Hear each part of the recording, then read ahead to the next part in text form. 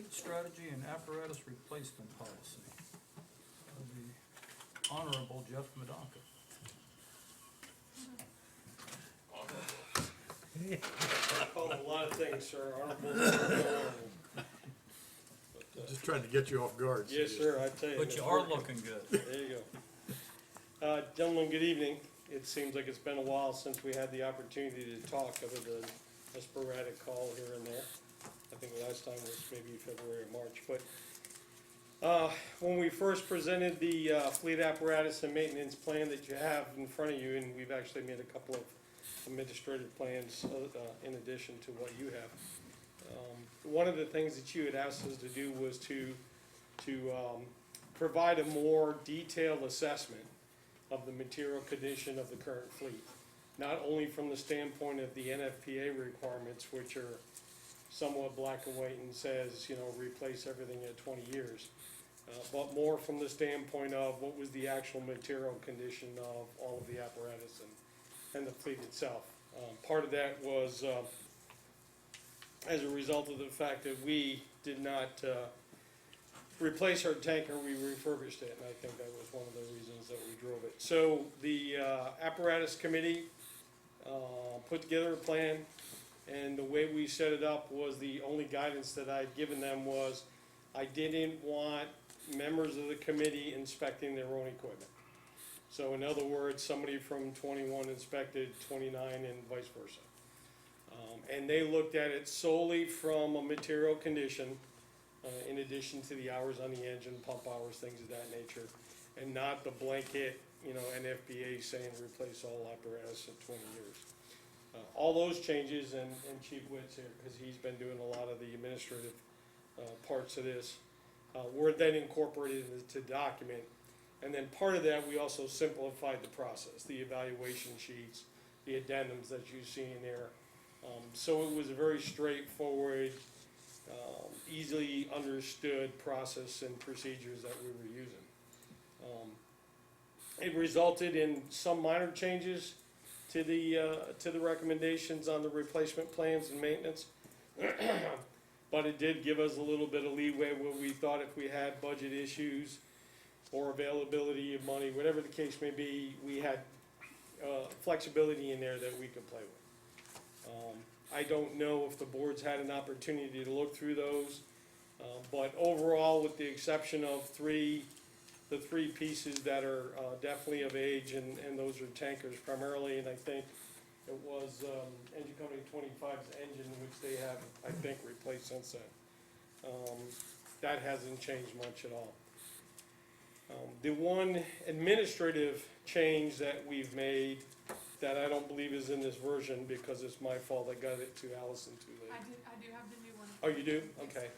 Is that we have not come to a consensus on the rescues, the heavy rescues. So we're not talking EMS now. We're talking, you know, a heavy rescue truck.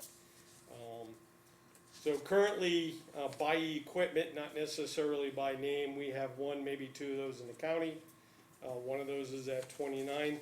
But as we look at the heavy rescue and the concept of operation and what it's designed to do, the cost, all the equipment, things of that nature, we've turned around and we've re-asked or asked the apparatus committee to do two things. One is to look at what we do in the county, both previous and current calls and things of that nature, and where we have the equipment sitting, so squads versus rescues.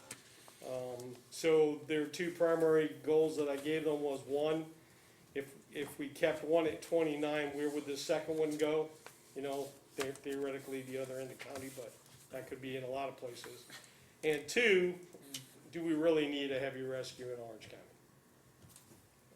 I'm not qualified to say that because, I mean, I went from being a truckie to a pump guy, and I didn't work I-95 and things of that nature. So when you're talking about the concept of a heavy rescue, along with the apparatus and equipment, you're talking about an extremely expensive piece of apparatus, and we need to really do a thorough analysis, decide whether or not we need that in Orange County. So that piece is not yet done. But again, other than the reevaluation and more detailed process and how we did it, which was the biggest revision to the current document, that piece, I mean, we know where our old apparatus is, what we think will be the pieces going out in the amount, in the timeframe, and what our recommendations are to you.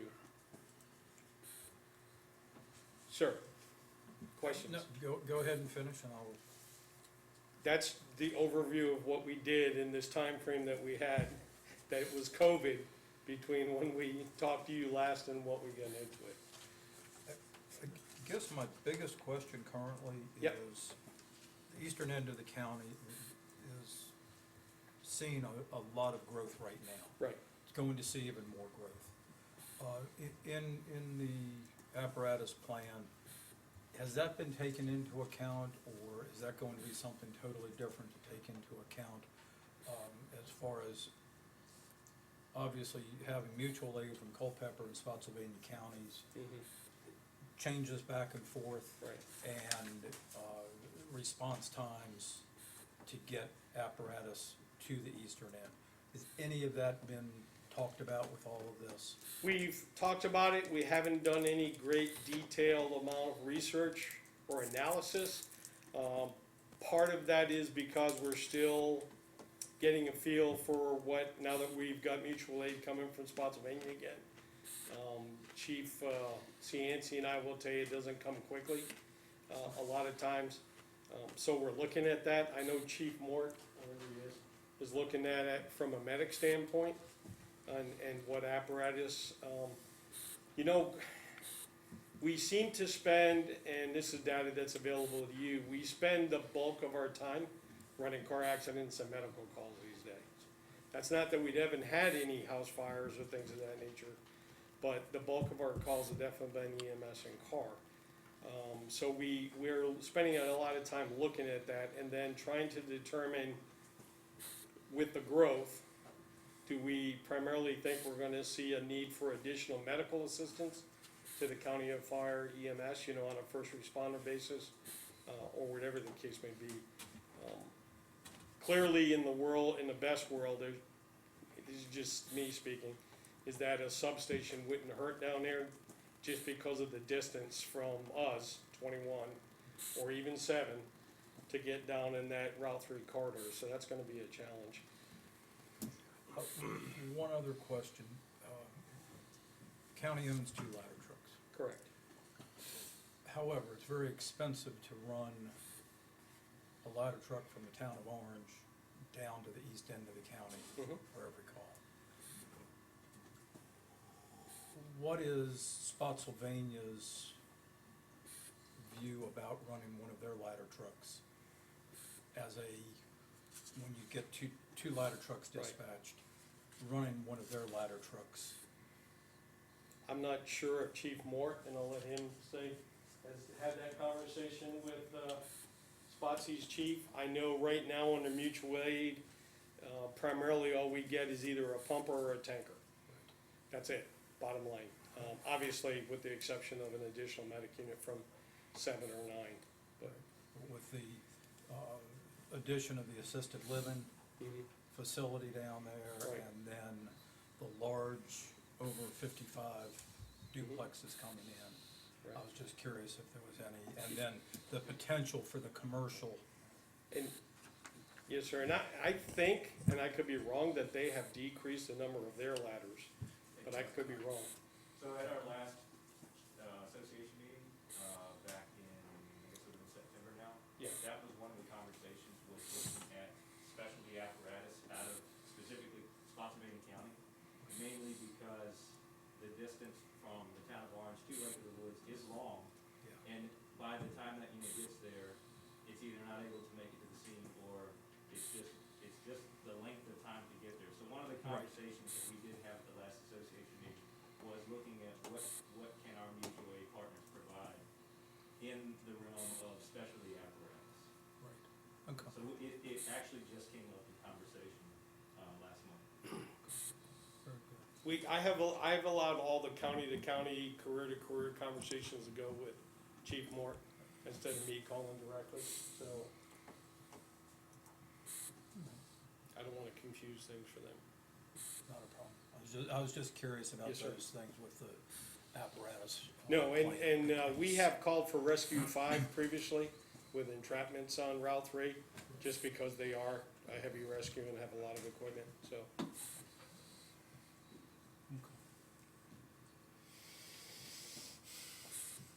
I'd ask a question of Yes, sir. Glenda.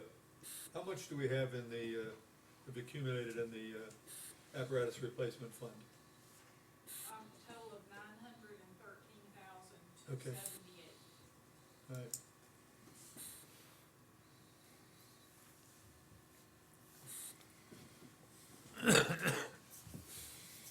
That's approximately. Approximately. Mr. White, did you have something?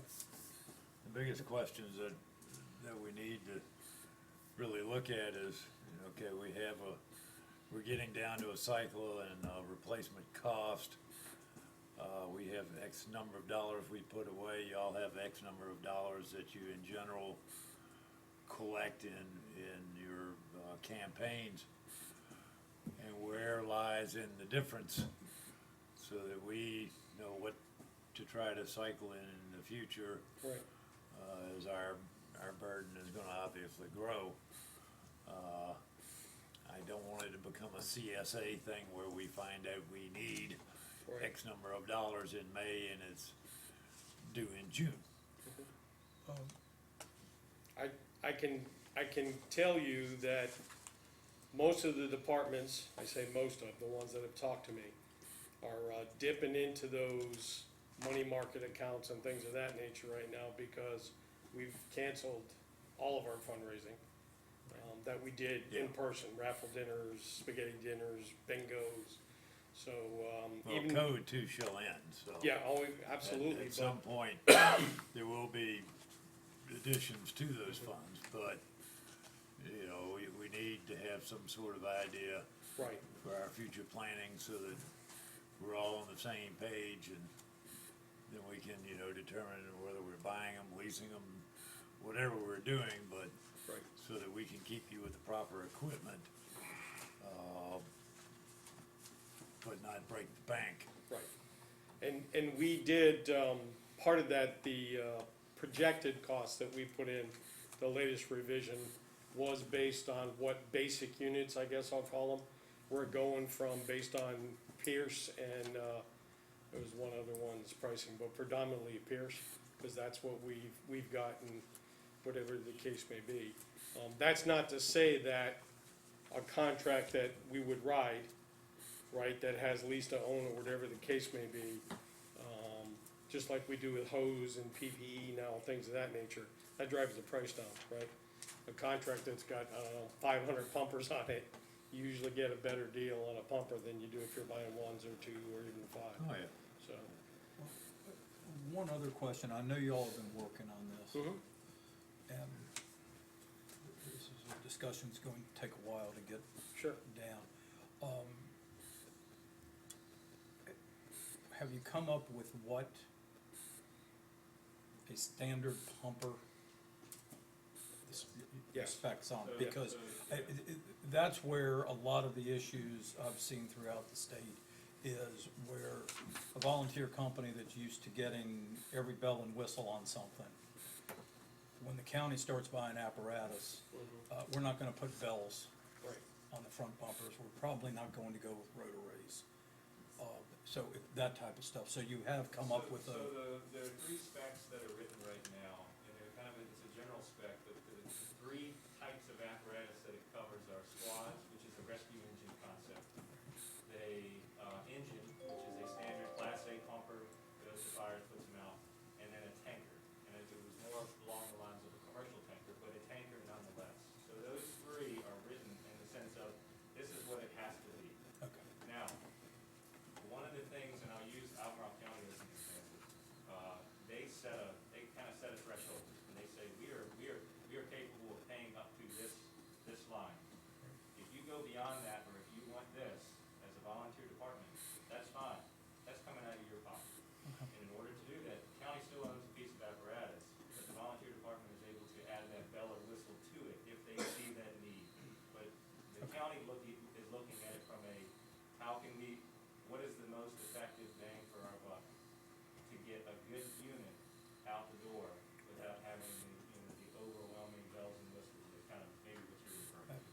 Exactly, and that's where, usually seems to be where the discrepancy is, but if you all have come up with Yeah, something, or are working on something like that, that's very good. and the biggest argument's been light towers.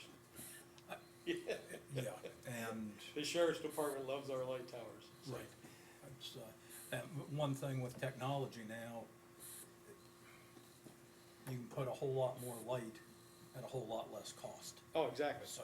yeah, exactly. So we have inspected truck, that was kinda low on the priority, we didn't talk about trucks when we came here the first time. And obviously, we didn't inspect things like brush trucks and command vehicles, and those were like low-hanging fruit type animals. So I see the difference in the bottom line numbers is strictly that second rescue. Yeah, I mean, whether or not we do the heavy rescue, right? Okay, all right. Yeah, I mean, it's not titled as a rescue today, but equipment-wise, and Chief Cianci, correct me if I'm wrong, the equipment on Squad 29 would classify it as a heavy rescue. And the unit itself. Right, correct, not the unit itself, but he is the equipment, so.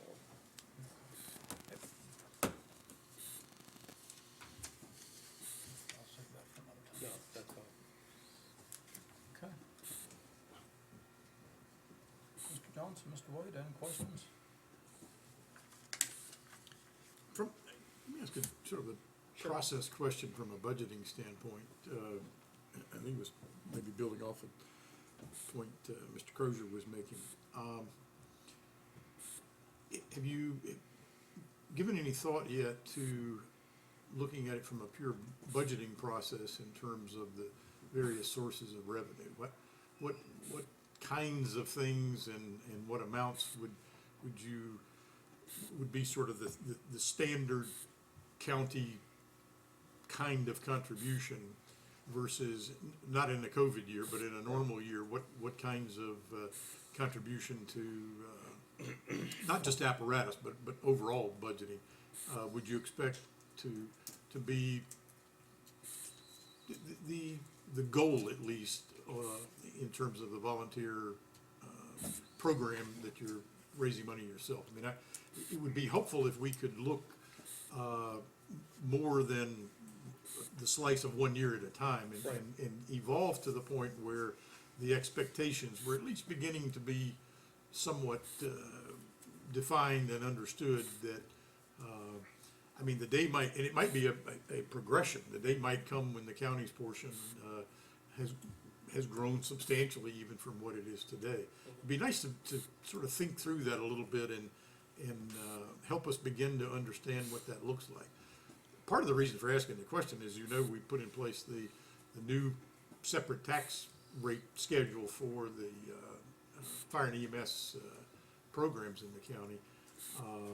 I happened to be at an event last night, and I got several questions about that, mostly a very favorable response from the audience about it, but they had a lot of questions about how's that going to work?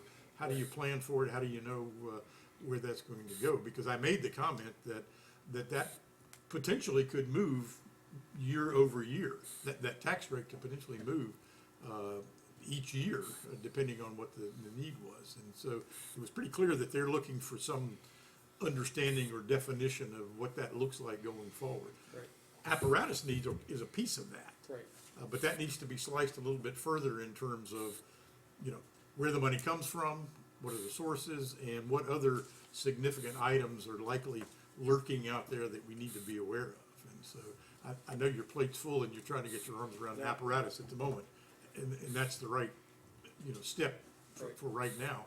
But I think we also need to sort of recognize the opportunities with this new tax rate, Yes, sir. and begin to plan for that, not 20 years out, but, you know, even 3 to 5 years out would be helpful, because there are other high dollar items besides just apparatus.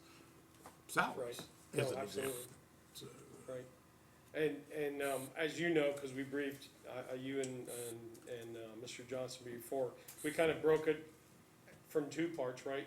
One was the apparatus piece, and the other one was operating costs, right? The fuels and the things like that. And I owe Glenda my updated numbers, which I'm consolidating right now. But as far as the standpoint of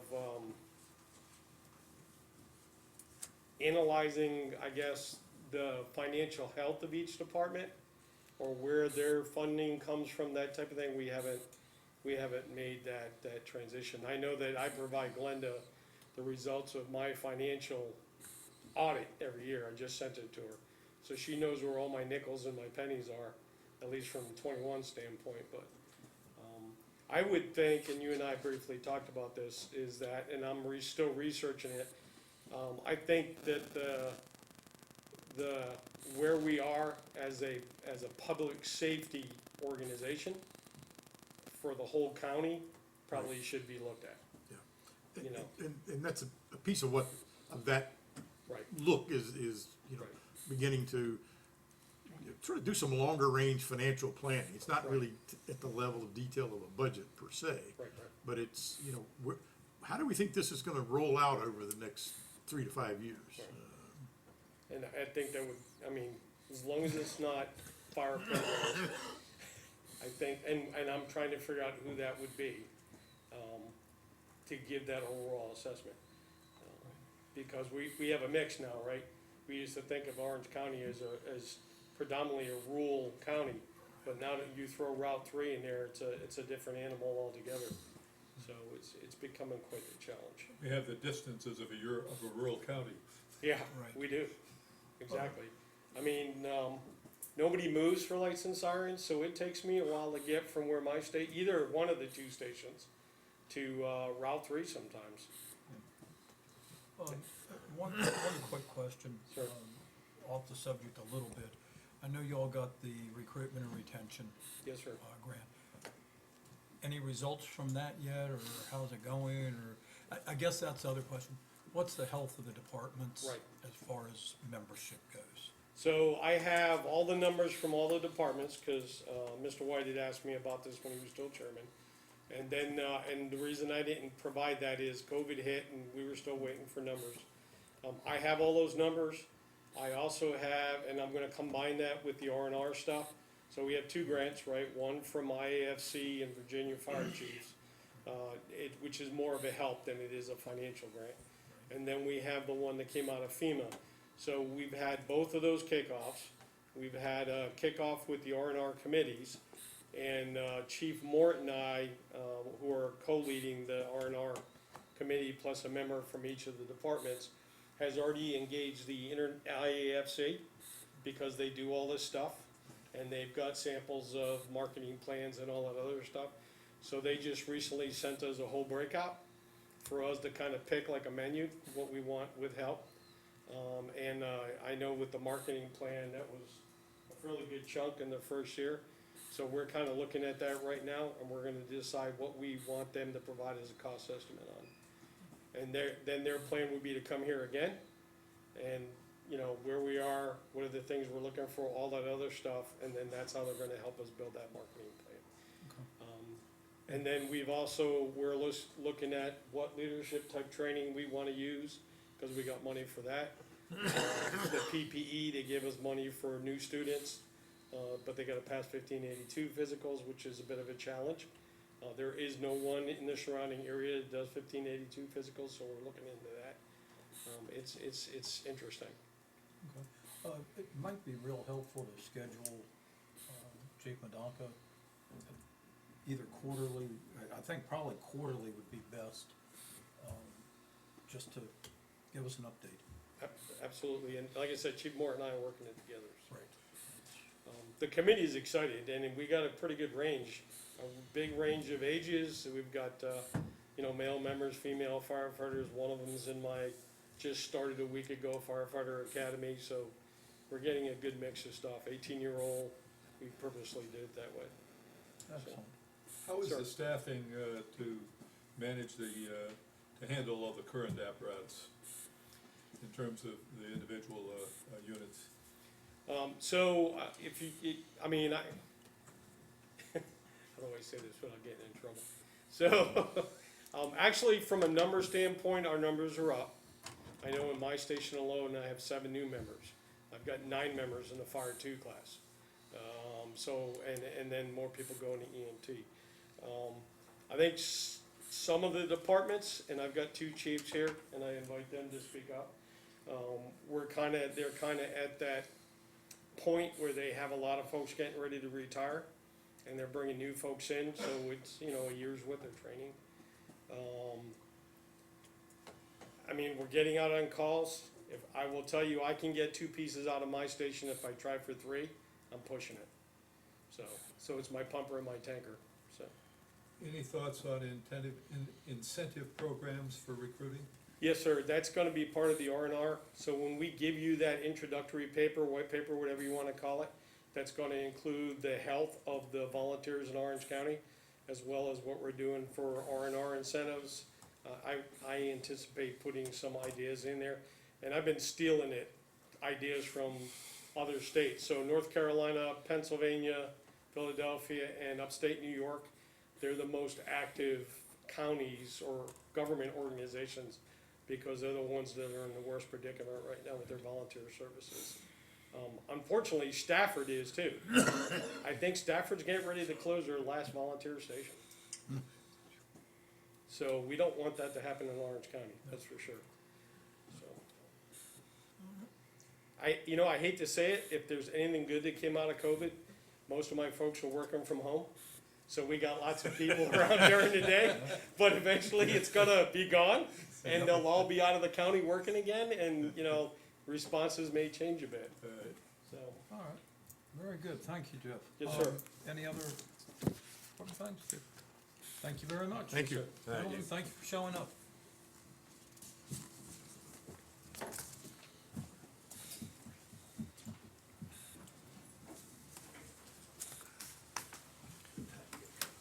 Yep.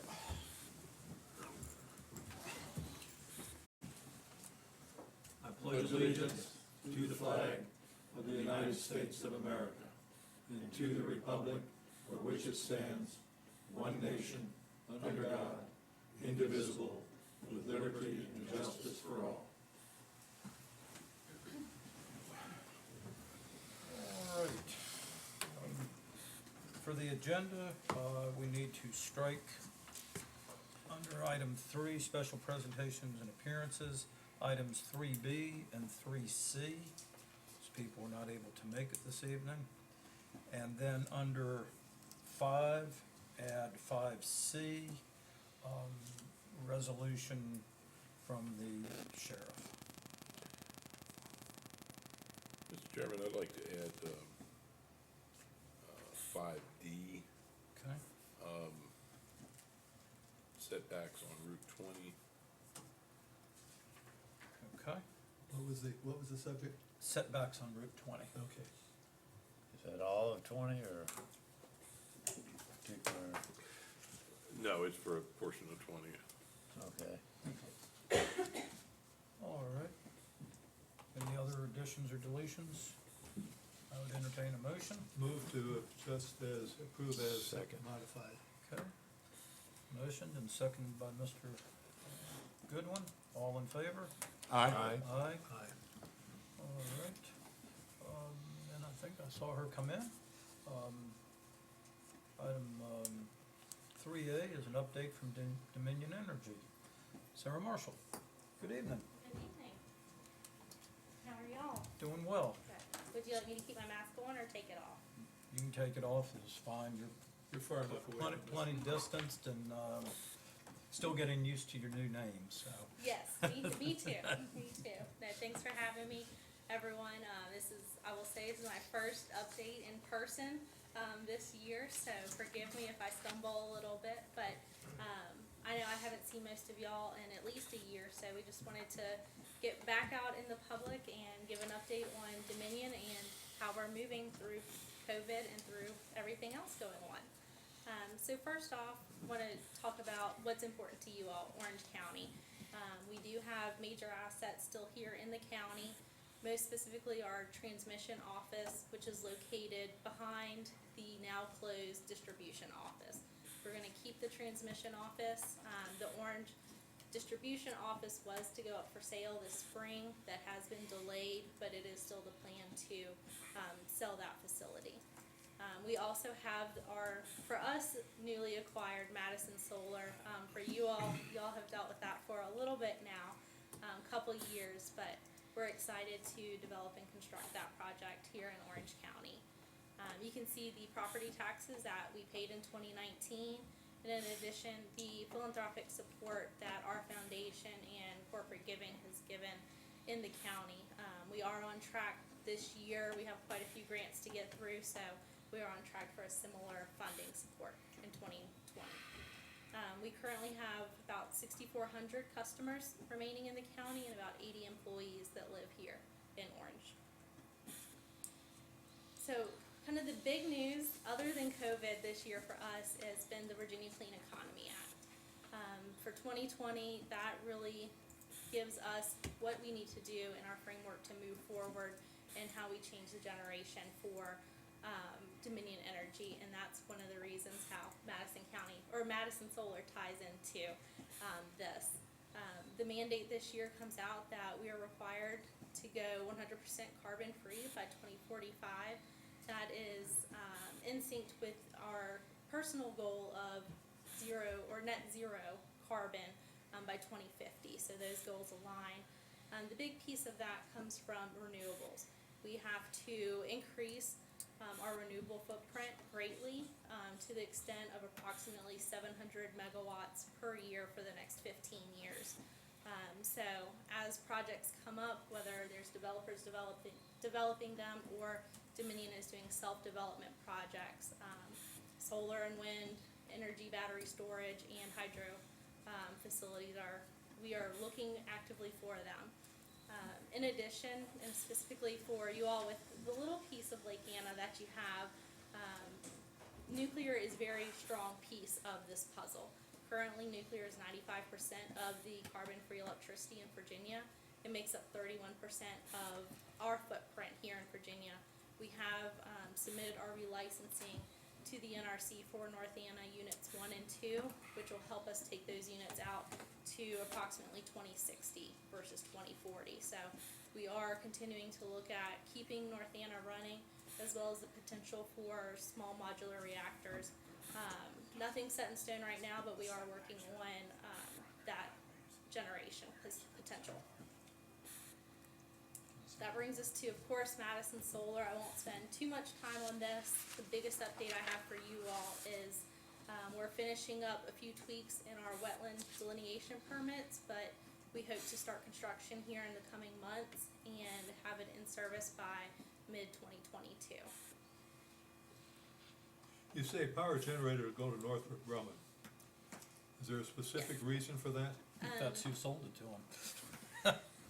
Yes, we entered into agreement. Northrop Grumman is wanting to go carbon-free themselves as a corporation, and this project through renewable energy credits will allow them to potentially cover all of their carbon capture issues in the state of Virginia for their manufacturing and office. So Are they paying a premium for that?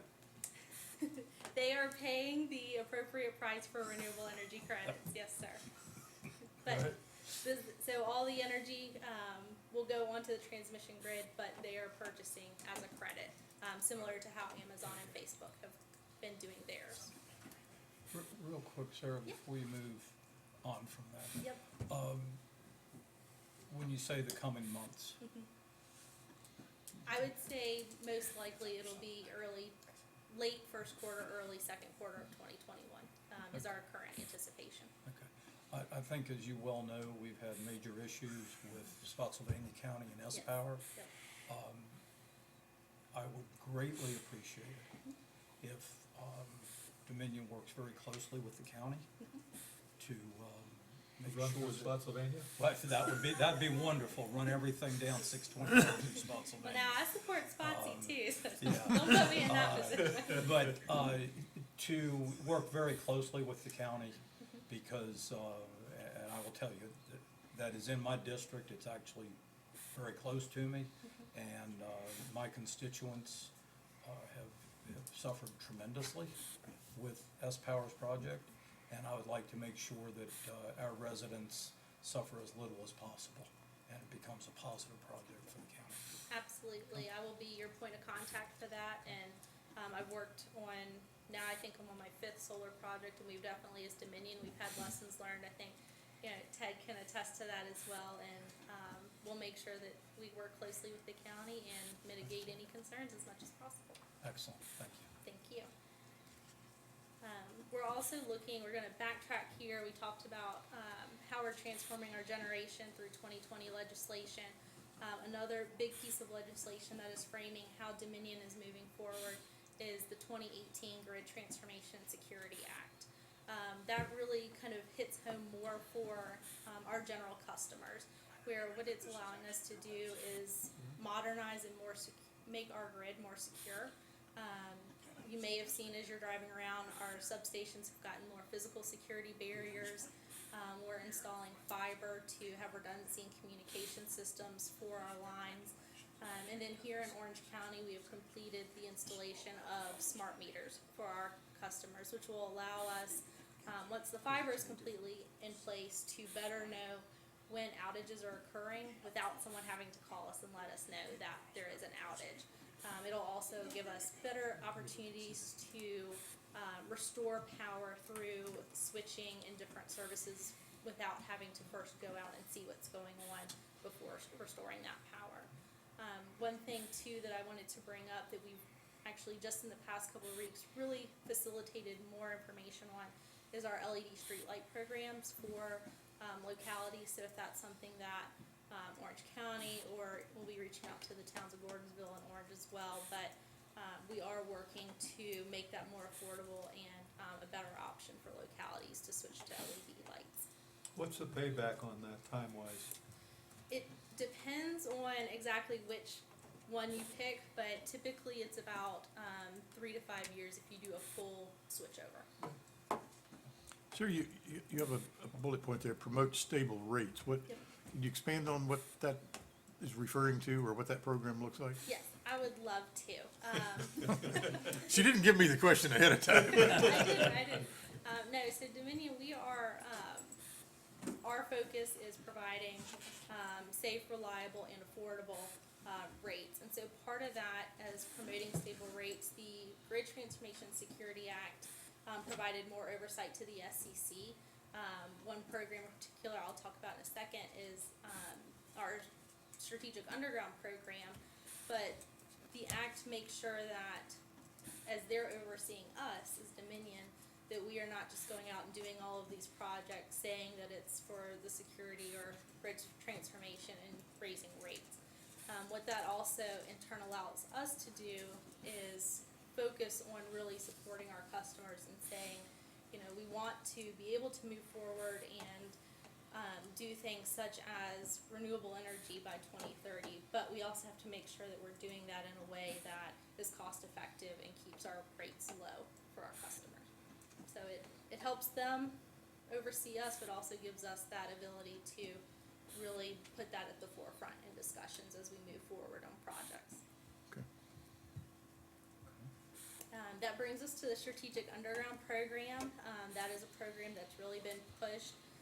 Over the past 6 years, we really promoted it through the Grid Transformation and Security Act.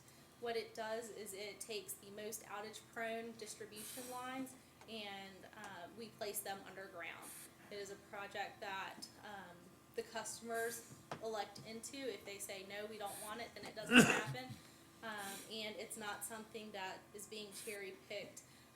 So no one give me a call and say, I want this area underground. It's completely a computer-generated system based on our outages. And we've completed a little over 18 miles here in Orange County. Does that affect the specific customers there, or does that go to your entire base rate? It goes to the entire base rate, and the reasoning is because those customers are less likely to have an outage, which means it'll make it more easy and more quickly for us to get everyone else back on power. Wrapping up, just wanted to touch on Dominion's COVID response. Just like most companies, we've been working from home, that sort of thing internally. Externally, what we've been doing is since March 12th, before the state required it, we have suspended all disconnections. The state moratorium on disconnections has ended, but Dominion is continuing our suspension on disconnections for the foreseeable future. We've also, for our customers who may fall behind on their bills, we have increased our payment assistance programs, either providing additional payment funding for them or extending the payment plan period for them with no minimum payment. We've also, for the community, partnered with the Virginia Chamber to provide small business grants and support our HBCUs and minority students through scholarships as part of the overall civil unrest that's been taking place. For our- Could you, in terms of the non-payment issue, could you characterize what that has looked like, say, across the state? I mean, is that something that is, you know, has been a major issue that you've helped address, or is it spotty, or how would you characterize what you've actually seen there? Yep. Because you hear news reports and you can't put them in any kind of context Right. as to what. I will say for us, it's very different than some of the local utilities, where we have a much larger support base, a much larger bank account overall with different assets. But the SEC has done studies, and for the first 3 months of the suspension cutoffs, we had about 116.6 million in unpaid electric Really? bills. Mm. So So it's substantial. it is substantial, yes. It will have to come to an end at some point. I think the governor and General Assembly are trying to work through that in the budget process currently. You still taking applications for your various community support things? We take rolling applications. I will say that we're trying to wrap up this year. We typically complete our funding in November of each year, but if there is a need, I always tell people apply now and we get to it as soon as we can. So it's on a rolling basis for us. Question on turbine power. Yes. I know you've got 2 turbines off of Virginia Beach right now. Yes. And you're scheduled to have another 220 That is the installed. Currently, are there any other turbines planned in the state? I know you have some in West Virginia, but as far as Virginia goes, or We do have one project currently going through the permitting process in Botetourt County for onshore wind, and that is with Apex Energy as the developer. right, okay. But those projects will stay primarily in the mountainous areas. Correct. That's our expectation, similar to solar has stayed more on the eastern part of Virginia. We expect that wind will stay on the western side because of the geographic, the availability of more wind over there. Okay. Do you have any plans for buyback, that people put up their own private solar? Yep, we do. We currently offer net metering, which is really for homes where they can produce their own solar and get a credit on their bill. We also offer power purchase arrangements, which are for either businesses or even small homeowners who have that luxury of putting more solar on their facilities, where we will actually, if they produce consistently more energy than they're using, we will buy it back. Under the Virginia Clean Economy Act, those caps on those programs have actually gone up.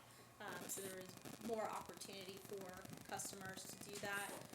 And Dominion is actually, we're trying to work more upfront with localities such as yourselves on schools and businesses, trying to help the localities that want to get into solar net metering or PPAs. Excellent. Anything else for Sarah? I'll just wrap up and remind everyone, let me know if you have an outage. And then, of course, kind of my role in this with you all is specifically prioritizing outages. Right now, one of the main things that we've worked on the past couple months is in a lot of areas, people are not in school. And so we've been able to, if there's an outage, not have to get the schools back on as quickly. However, there are a lot more rural schools that have gone back. And so working with the counties and knowing that the schools have gone back, we need to keep them on the top of our priority list to get the power back onto them. And those are different ways that I can help facilitate the county, because you all put in your priorities, but we all know every storm, those are gonna change depending on the season. And then, of course, you have my contact information if you ever need to get in touch with me. Very good. As a footnote, I'll tell you that Sarah puts out probably some of the most accurate weather forecasts that you're ever gonna see. No question. I always enjoy getting those when I see them, I know what I need to do. So just I thank copy you and for paste those. it, so. That's okay, you still get them out. You get them out, We- yeah. We that's- have a great weather team. Yep, very good. Thank you very much, Sarah. Thank you. Thanks. Next is consent agenda. So moved. Second? Okay. All in favor? Aye. Aye. Passes unanimously. All right, next is new business. 5A, appointment for VACO's annual business meeting. Nominate Jim Crozier. Second. All in favor? Aye. Okay, we're done with that. You're gonna have to figure something else out, Jeff. I know. All right, 5B, implementation of Intergov Advanced Automation. Mr. Voorhees.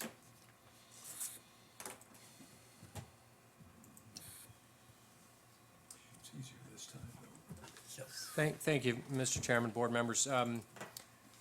So, my attempt in the agenda memo was to explain two things. One, that we do have a goal of implementing a package of software called Energov. It is one of the suites of digital government offered by Tyler Technologies. Tyler is the purveyor of our core ERP or financial system. At the time of implementation, though, of course, we limited ourselves to certain core functions, limited by our ability to accommodate change, to implement, and also funding. So we've had Energov, which allows us to process land use plans, do building inspections, and issue permits digitally. There's also mobile technology that goes along with that, so field reporting and approvals by inspectors can occur very timely. There's also asset management and work order functionality, so all our facilities, and we can update Public Works with staff using mobile devices to let folks know the work orders have been done and to track progress and that sort of thing. And then this asset management can roll forward and be used in our capital planning. So pretty robust set of opportunities for us. We looked at the opportunity to use CARES Act funding to move to digital touchless type processing across a number of functions. And this suite does address this land use process, which we hoped to make digitally accessible, remotely accessible during the pandemic period. But as you can imagine, digital plan review is a fairly complicated set of processes.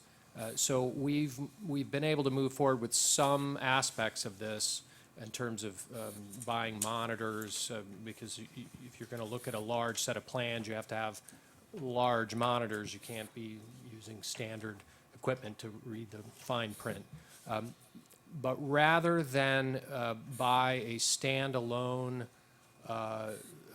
package that doesn't well integrate into our Tyler products, we decided that implementing Energov as opposed to some off-the-shelf standalone package was the better long-term play for us.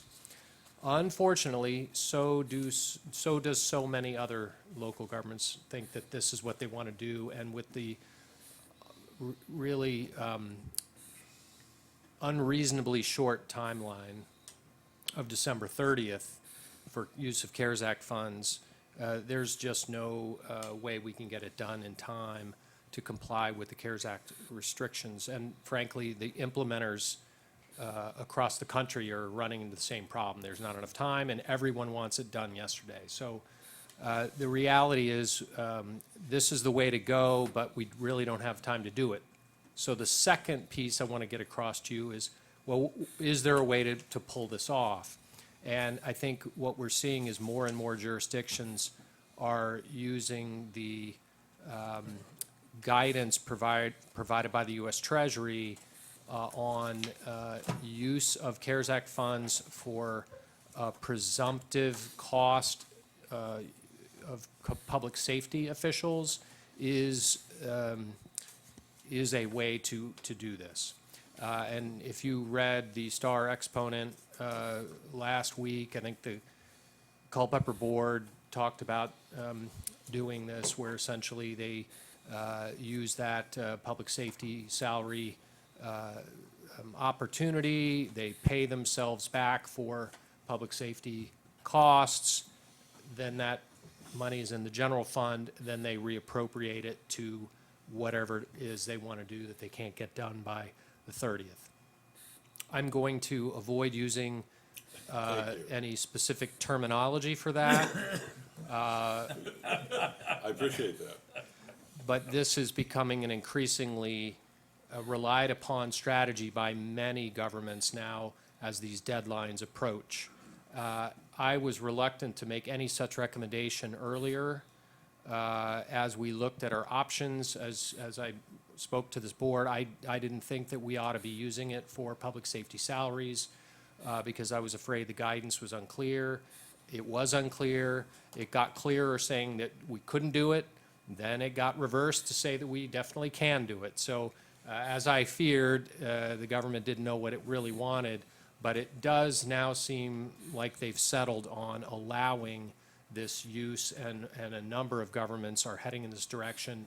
And even more of my colleagues are telling me that this is the sort of plan of last resort as December rolls around. Any unspent funds will be journal entry back to pay for available public safety salaries, and that's the strategy. I think it's the universal strategy. So given that, and we have a significant dollar value that we can assign this to, for this project, we're only talking just shy of a couple $100,000. We have $1 or $2 million worth of public safety salaries we can use. So we have some room.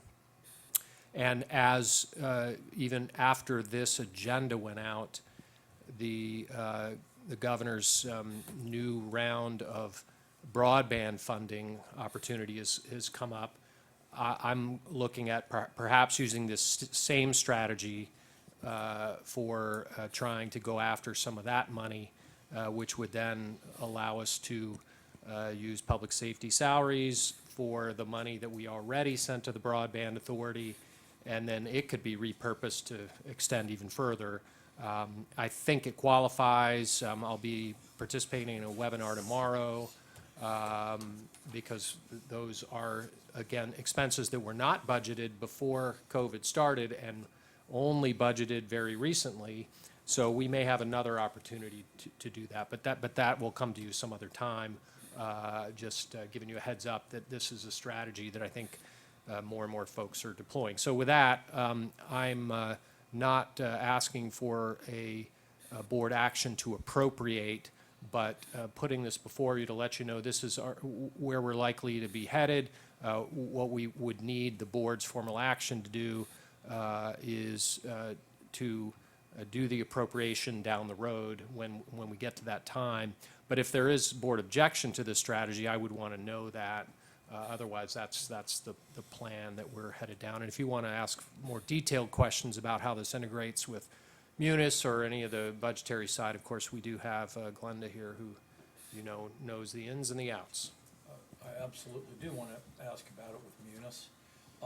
Something that we suffered from in the past, from day one since we got Munis, was a lack of training dollars.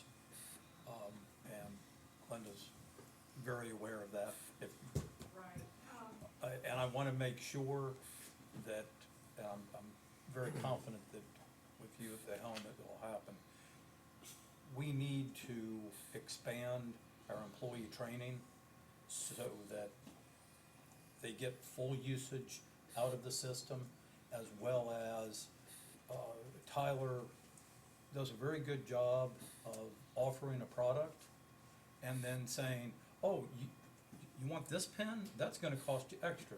You want this one? It's gonna cost you extra. So we really need to make sure that monies are appropriated for both ongoing training as well as purchasing of additional modules that will increase efficiency. And they should be done in concert Oh, together. absolutely. That way there's no add-ons which can be priced up. So, And that's, we were, recognizing that there was no way to, these things, because they are such a complex and, projects that involve so much change, and they, you have to have the staff that understands what needs to get done to set it up properly to get those things done. But,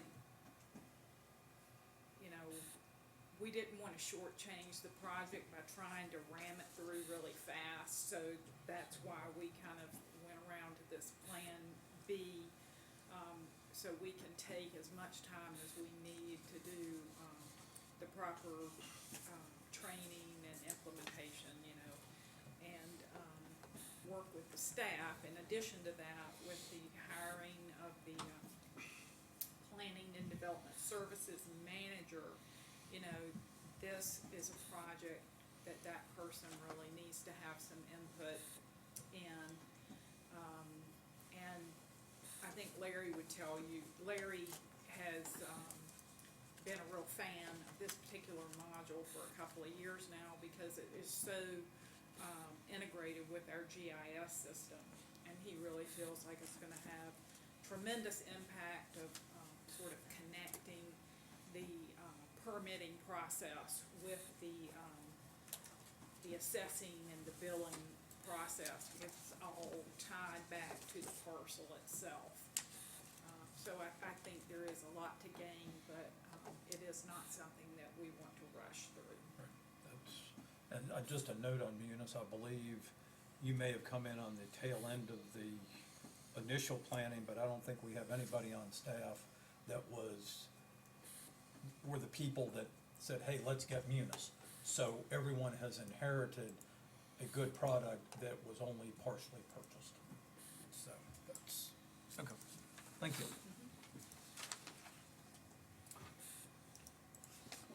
Anybody have anything else on that? Just one comment on the broadband piece. I got some information today that I think came to you as well, that the awards from that fund are gonna be done on sort of a rolling base, meaning first come, first served basis. So that particular one, if we make the decision to try to get some of that funding, it sounds like it's something we need to do, fairly quickly, because I don't know what the demand's gonna be, but I would guess that anytime you start waving money around, that it gets people's attention. So, yeah, so, I would agree, and I think the most ready opportunity for us is to essentially simplify and quantify our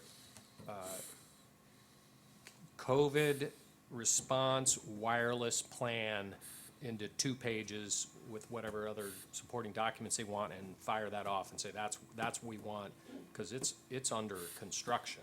I mean, we can get that done by the end of the year, and not a whole lot of people can say they have boots on the ground that can build anything by Christmas, but we do. and the demand for that is increasing. There are other hosts that are coming forward asking to be hosts.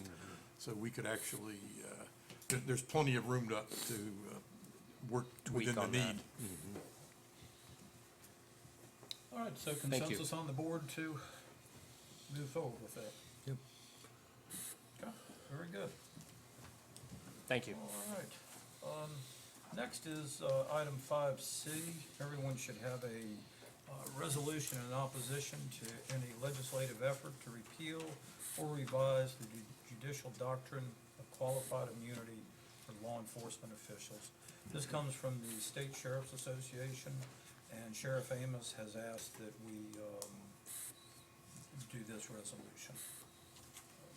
Any discussion or any concerns? Okay. Move to approve. Yes, okay. Motion to approve. Second. Okay, all in favor? Aye. All right, passes unanimously. All right, next item is 5D, setbacks on portions of Route 20.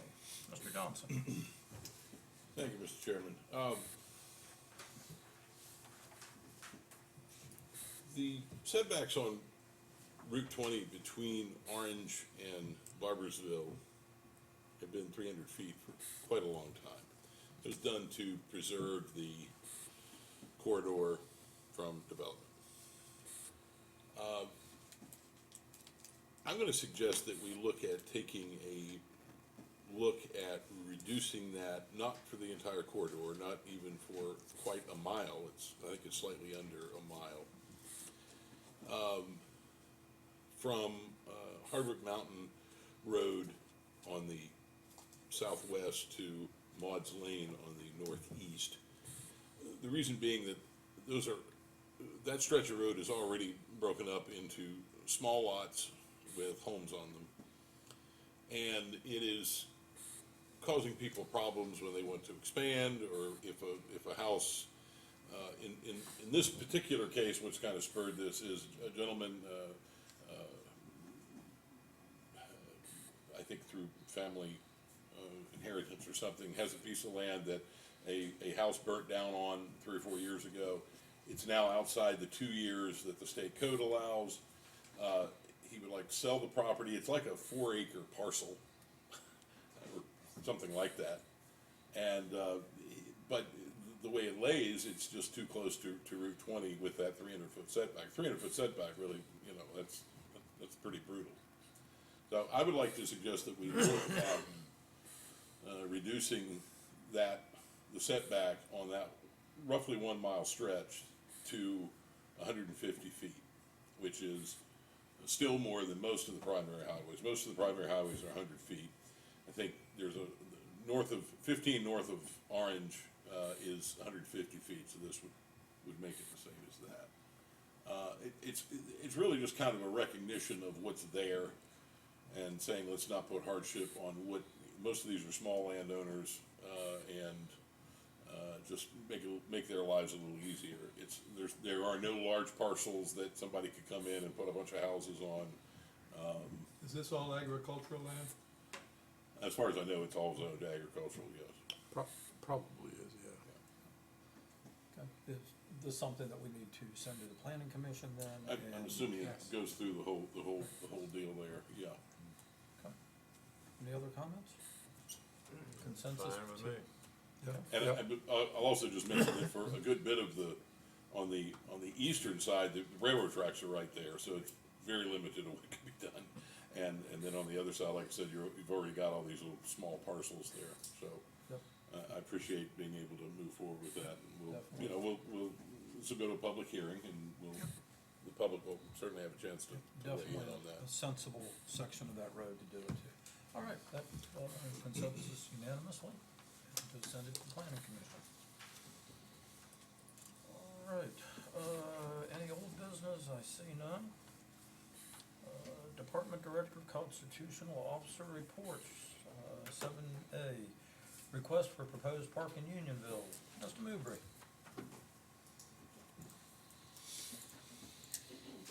Good evening. I am here tonight to see if the board is interested in exercising an option on a 1 acre parcel of property in Unionville that would make it become a park.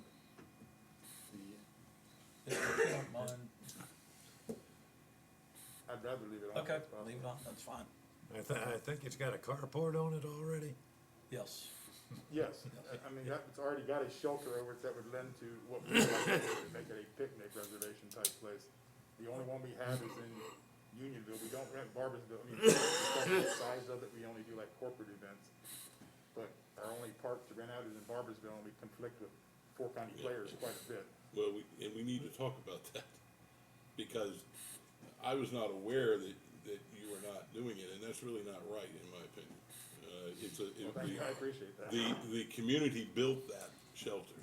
It's not, Orange County didn't build that picnic shelter. And so you know, there's a lot of uses going on there. We've got a post office, we've got a Virgin Club, we've got the Fort County Players, we've got a community park, and we've got the shelter. Everybody needs to get along and work together. So, you know, I was not aware that that was being done, but I strongly feel that shelter needs to be reservable without regard to what else might be going on there. It's its own entity, and like I said, the residents paid for that shelter and put that shelter The up. Merchants built it, yeah, there's a sign Yeah. in there. So,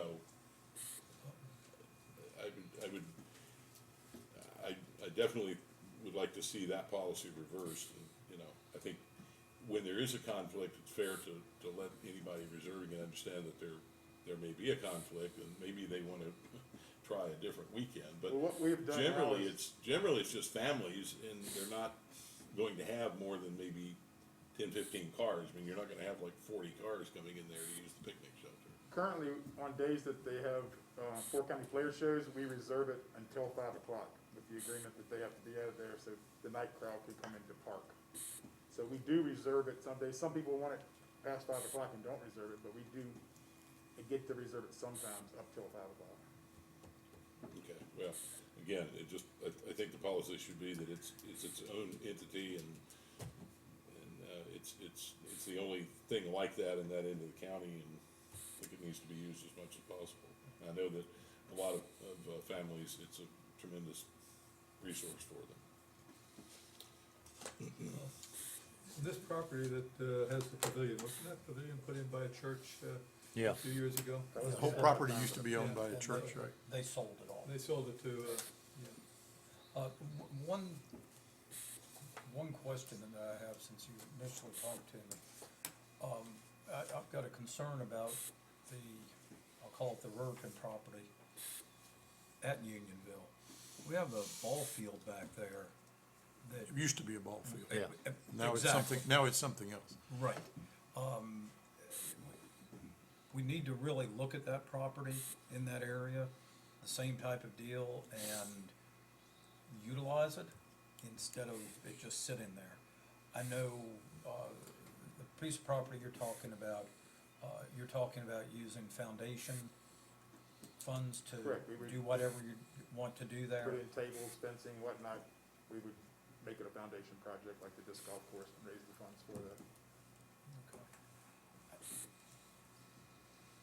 what would be involved with the, Veritan property, just basically, cleaning it up and putting it back into service? I think it's really deciding what all of that property is used for, because we have everything from a broadband cabinet to the Ruritan building to the trash collection site. To a vacant building, Right, the old Boy Scouts. Boy Scouts building. We The really, collection of electronic equipment? right, and then the ball field. I think we need to take a look at what to do with that property to make it advantageous to use. I'm not What's opposed the to. size of that, of the property that's sort of still available? It I all looked not long depends ago. on how, it's sort Well- of discombobulated is the problem. Oh, it's just conglomerated. Well, Yes. okay, I don't, you get it I conglomerated really first. don't know another description for it. Mr. White? Yeah, I was trying to think, I looked not long ago, when we put the cabinet there. I think it's roughly 4 acres Okay. if you take all of the little pieces of it. I mean, it is, it's not a nice square Right. parcel. I remember cleaning up the ball field and umpiring there, and that's been, let's see, that's when I worked in minerals, so that's over 30 years ago. You might not have been the last one to clean it up, but you were in the short list. Exactly. So I didn't mean to veer off the location. So why don't I move that, we authorize them to go ahead and exercise the proffer? Second. Okay? No. All in favor? Aye. Aye. All right. Thank you Do very it. much. Thank you. Ted. We'll take the Rurikan Hall too, I mean, the Virgin property too, if you want. And, I mean, I don't know what you're looking for on the other, but yeah, I think that the other property should be, you know, if there's, if we can turn that into also some type of park Some- area. Right, something usable. It's, and there is a 7-acre parcel that's privately owned between there and Unionville Elementary that I know the gentleman that owns it, he might be willing to make a reasonable deal to make it a usable piece of property back in there. But something we definitely need to look at. Mr. Chairman, I would just remind the board, we're scoping our sort of facility master plan work, and this question might be a good one, is sort of what do we own, what should we own, where is it? And we'll remember this piece to scope in there as well. Thank you. Okay. Very good. All right. And then 7B is amendment to Youth Commission bylaws. It's Mines.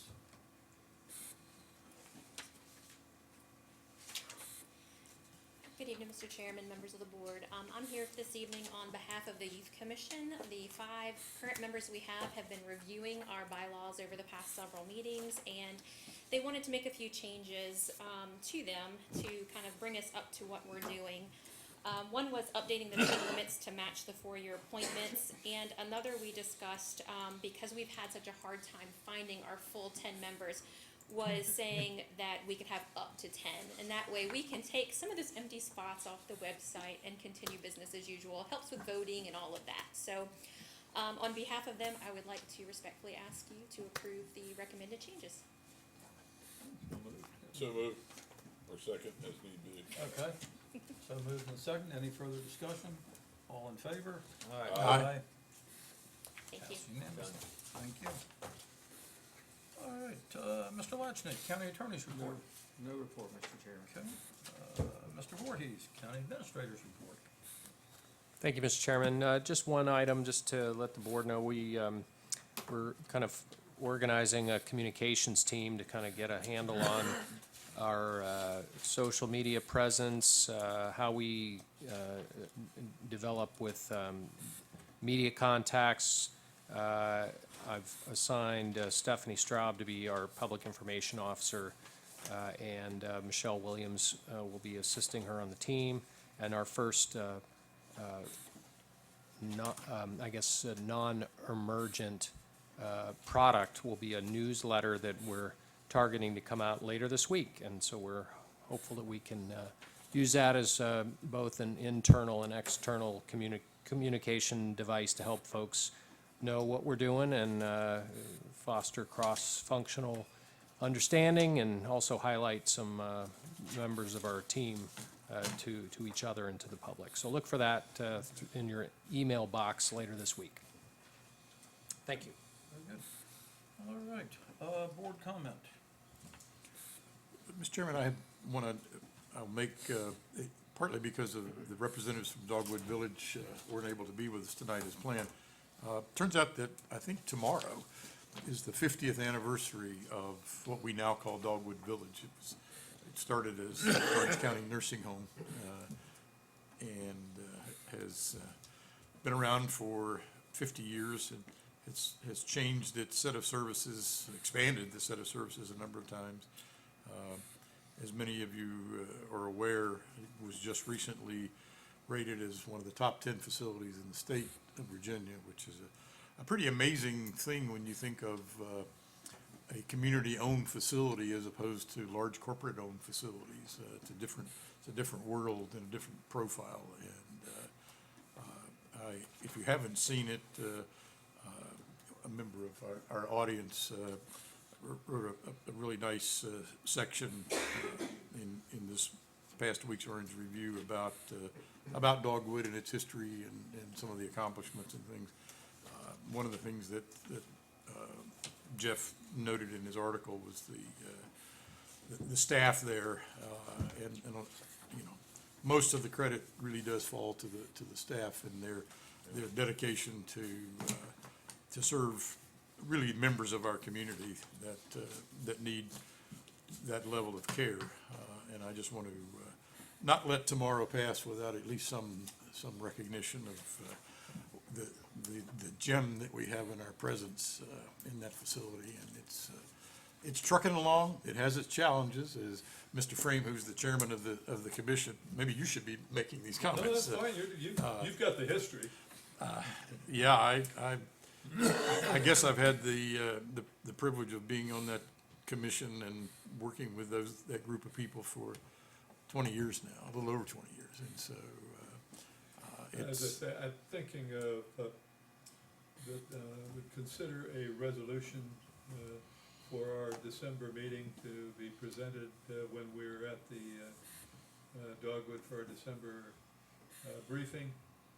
And I'll go ahead and start putting it together. But the other thing I'd like to make note of is that the community as a whole has been really strongly supportive of Dogwood. We've had volunteers who go in there all the time. They can't be in there now, so they're still helping residents and helping staff.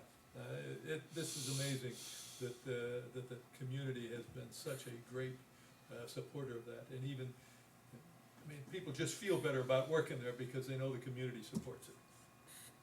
Yep, very good. All right. Mr. Johnson? No comments. Mr. Goodwin? Yes, a couple different things. First, I'd love to thank y'all for the party that I got after the day I got. I had quite the good time. I enjoyed my trip most thoroughly.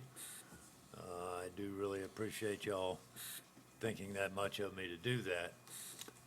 So much so that I had the chairman of the board, the head of the airport, and the head of public services come load me up.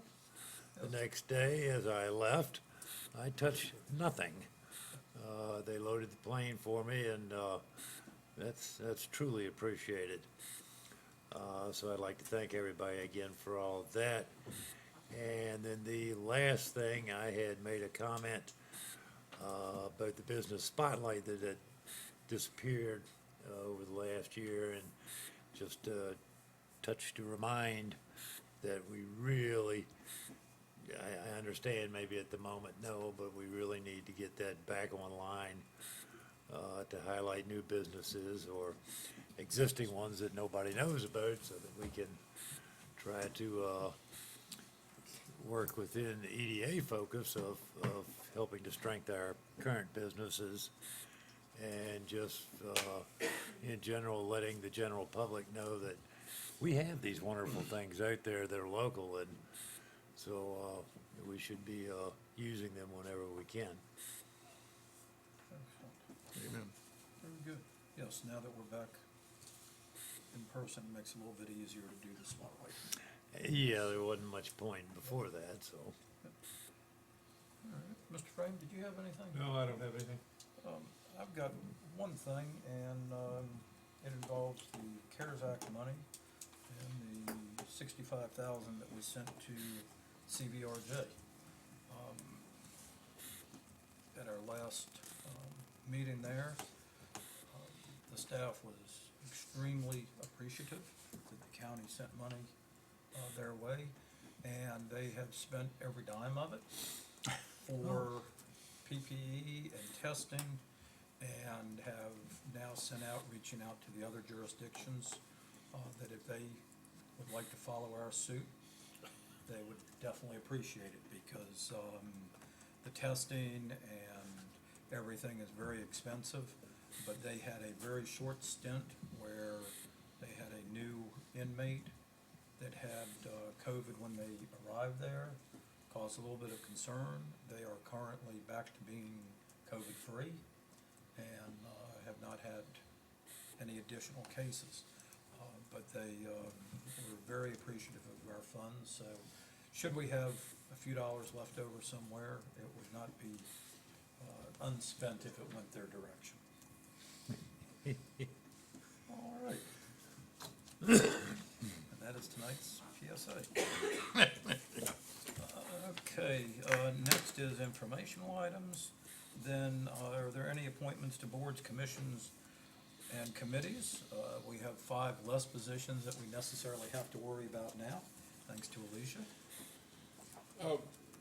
Yeah, question on the Parkersville Overlay District. You got Renee Brister here as having a term expiration, but, she was appointed to a 2-year term. She was appointed to a 2-year term, but in order to create the stagger where all 5 of your members were not, having term ending dates the same, she served one year, and then this will pick up a complete 2-year term. If we would have made her expiration, a full 2 years, then all of your members would be having a term ending the same date, and you wouldn't have any staggering. Okay, well, then we need to reappoint her Okay, to that. and it would be for a full 2-year Two-year term? term. Yes, sir. And your other members right now will be at September 30th of 2021. Okay. So you'll have 3 and 2. All right, any others? I note that Chairman Crozier is serving as the Orange County representative to the Jail Authority, and his term expires in November, so that we take no chance of that happening. What kind of job has he done? A great job. Great job, okay. We need to Believe get me, back on great there. job. We need to get him. Get him back on there then. I move that we reappoint him until 2030, November of 2030. I would like to amend that motion. All in favor? Aye. All right, passes I 4-0 with one. just mention that, I noticed that, my appointee to the Airport Commission is coming up in December, that you all could check, whether he wants to continue or not. Yes, sir, I will. I don't typically reach out until you all give me the green light. Yeah, But I will so- contact Mr. Rogers. Yeah. All right, very good. That's got all of those. We now move to the calendar. Have a few things to do there. 13A would be consideration to schedule a public hearing for REZ 20-01 Signature Series. Development LLC C2 and R4 to PDM on December 1st at 7 PM. Does anybody have any objections to that? Mr. I don't have an objection other than the fact the planning commission is not, Yeah, I was Done just gonna anything. say, I don't, the planning commission is, they're meeting later this week. Oh, okay, well, in that case, we will hold that off, and we will Because consider of the, that. you know, they've held their public, well, they opened their public hearing, but with, you know, they're doing the virtual meeting, so. We will, instead of scheduling that public hearing, we will wait until such time And as they've closed I theirs. think that applies to schedule. the next two as well, doesn't it? Yeah. Yep, we'll just, we'll wait until our next meeting to schedule all 3 of those. Any idea when they're going back to in-person meetings? I do not know, that is. Okay, well, very good. That takes Is there care of. any limitation on that, Mr. County Attorney, in terms of As long as the government says the pandemic is still in force. They can do the, whatever we passed is still in Right. force? Okay. Okay, well, very good. In that case, Mr. Latchney? All right, whereas your Board of Supervisors of Orange County desires to discuss and close meeting the following matters. Consultation with legal counsel employed or retained by the public body regarding specific legal matters requiring the provision of legal advice from such counsel concerning Wilderness Shores subdivision and conflicts of interest. And whereas pursuant to section 2.23711AA to the Code of Virginia, such discussions may occur in closed meeting. Now therefore be resolved that the Board of Supervisors of Orange County does hereby authorize discussion of 4 state matters in closed meeting. Need that as a motion. So moved. Second. All in favor? Aye. We are enclosed. Hey, Mark. Yeah. I applied a little temporary fix. Put an arrow when you get to the end of the page. all right, So that- 7 o'clock. Yeah, Members of the board, to the best of your knowledge, were the only matters discussed in the closed meeting. Public business matters lawfully exempted from open meeting requirements. and that only such public business matters as were identified in the motion by which the closed meeting was convened were heard, discussed, or considered in the closed meeting. Mr. Frame, Aye. Mr. Johnson, Aye. Mr. Crozier, Aye. Mr. Goodwin, Aye. and Mr. White. Aye. 5-0 to certify. All right. Being that it is 7 PM, we'll move on to the public hearing for the boundary line agreement between Orange and Spotsylvania counties. Mr. Voorhees. Thank you, Mr. Chairman, members of the board. As you'll recall from earlier discussions, this matter is to definitively map the boundary line between Orange County and Spotsylvania County, which has been unknown for some time. At a How many years, how many decades, how many centuries? Well, I think there may have been a known line that existed some hundreds of years ago with sort of the, cherry tree on so-and-so's property to the corner of the barn on so-and-so's property. But over the years, these landmarks have gone away, and so what we've been left with is an imputed line, diagonal line on the eastern boundary that has required the commissioners of the revenue of the two jurisdictions to reach individual agreements per Virginia code to decide where taxes would be assessed, and then that resulting decision would guide where children went to school and where people voted, that sort of thing. So in working to sort this out, we now have new mapping tools, GIS, which would enable us to develop a new line, and there is a state code provision that would allow us to use those tools to file with the court a petition to set that boundary. In so doing, the goal, as the two boards have reached in a draft agreement, is to not disrupt the current arrangement where anyone would be moved between jurisdictions, but simply memorialize the current arrangement, and then instead of dividing parcels, follow the closest parcel boundaries to this conceptual diagonal boundary. So we've published a map. It's attached as an exhibit. We've identified all the parcels. The property owners have been notified by letter, and the two jurisdictions are holding hearings this month.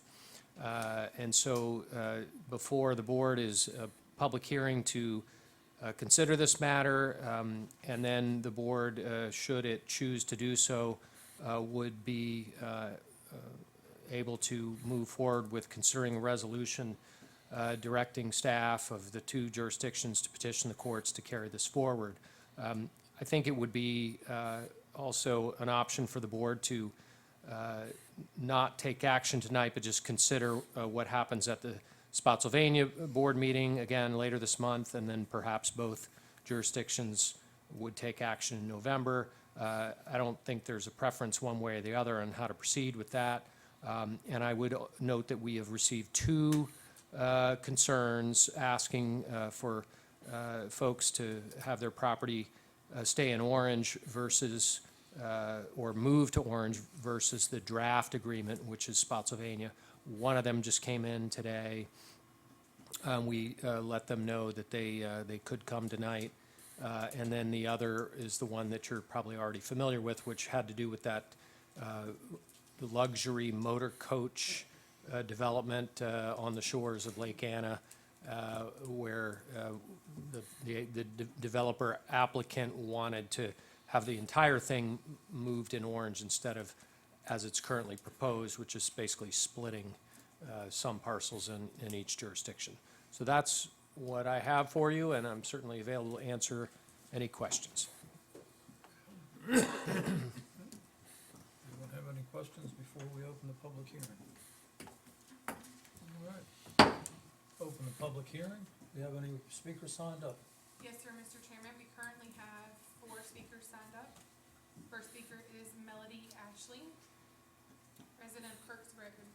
You can come to the podium, please. And when you come up, if you'd state your name and your address, please. My name's Melody Ashley. I live at 32470 Kirks Road in Mine Run, and that's parcel 3322, or 3622, now I can't even remember. Anyways, I have a couple of concerns. First, I do want to say I understand why we're doing this. I completely get it. And it would be very nice if all of our property was in Orange County and not in Spotsylvania. You know, there's a reason we live in Orange County. But anyways, we own several acres though that on the back part of our property that is in Spotsylvania County. And this Orange County GIS system has it correct, but the Spotsylvania GIS system, it looks like the power plant owns up to the current county line. So we're already having an issue with that. We want to make sure that we're not going to lose any of our property. So that's a big concern that we have. I'm not going to pay to have it surveyed. There's already rods set at the back part of our property, so it should already be, you know, obvious where that is. But that's our biggest concern. And the other thing is we haven't heard anything from Spotsylvania. I don't know, I guess I'm not supposed to ask questions, but I wonder why they're not notifying all the citizens who this pertains to as well. I don't even know when their county meeting is. You know, so that's a concern to me, wondering what they're doing. And that's basically my biggest concern.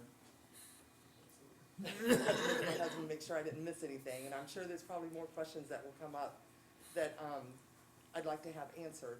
But again, I'm not saying we're against it. I just want to ensure that we're not going to lose any property, and it's not going to have any effect on our land, I guess. Okay. Ma'am, Thank you. just ask you a question for clarification. You said it was 7 acres?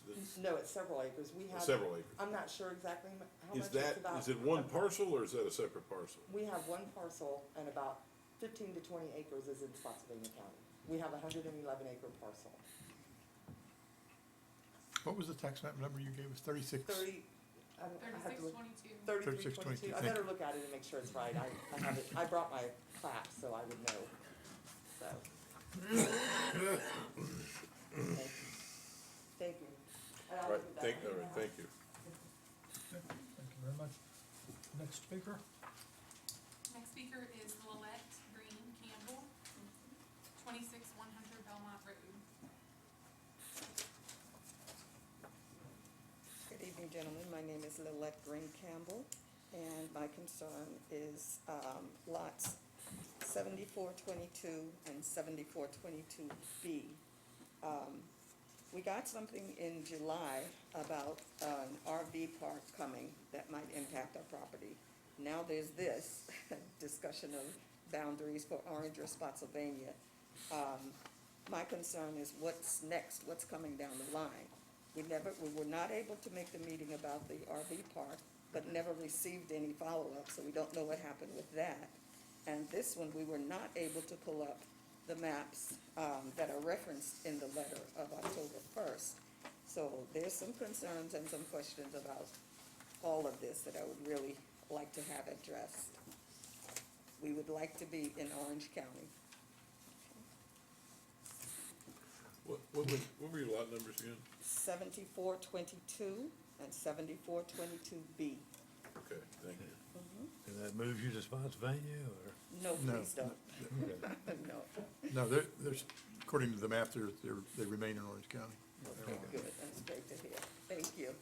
Yes, ma'am. And I'm sorry, mine is 3622. Correct. 3622? 3622. Right. Okay. Okay. Next speaker is Zarita Pearson. I passed because my sister still from me. Okay, very good. Next speaker is Alan Lassiter.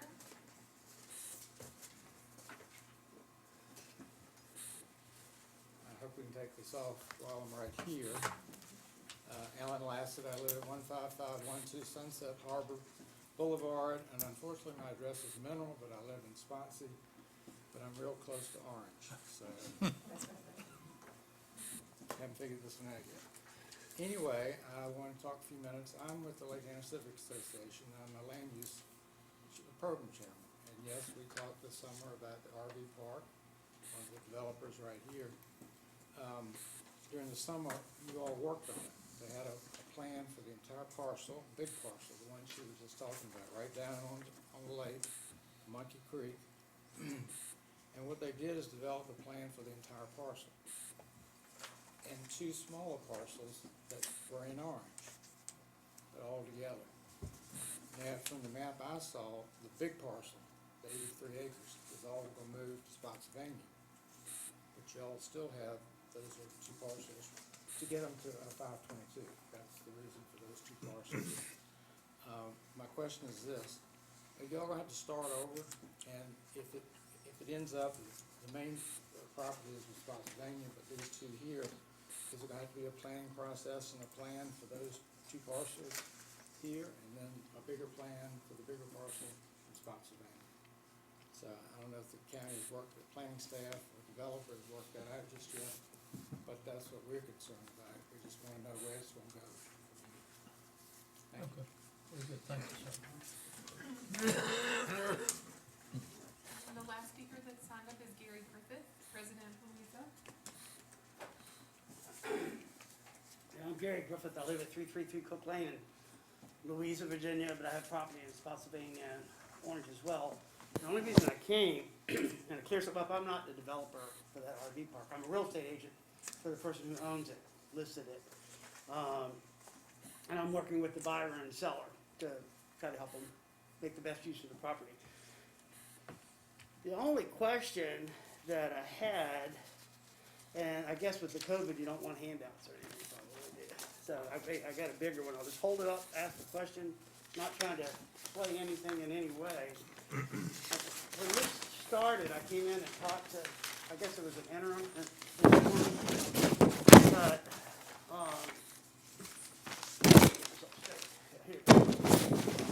so this was one large parcel, and it got divided. And the line was put right here. This is the existing Sorter County line, from what I understand. So this line went in. Prior to this happening, the plan was to come down, take this one piece of property, which is currently in orange, take this piece of property, which is currently in orange, and, you know, capture this and straighten the line. Since they started the plan, this line was put in, and the thought had been, why not just go straight down that line? But I know it's a lot of balance and change, and the owner's practically said he doesn't have a position on it. He was just curious if they've looked at it since it was changed.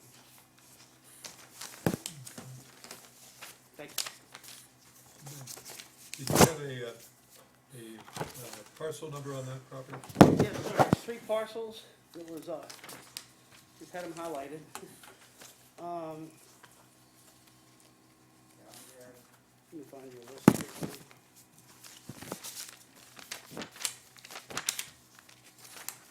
So again, it was more a question than anything. 7422B and 7423. And then this is a newly recorded parcel, and it was actually recorded both in Orange and Spotsy. But since it came off the parent Spotsy piece, it's tax map number 53A1 is the larger parcel. Thank you.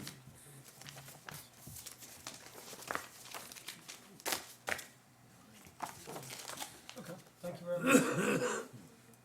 Did we have anyone else sign up? Okay.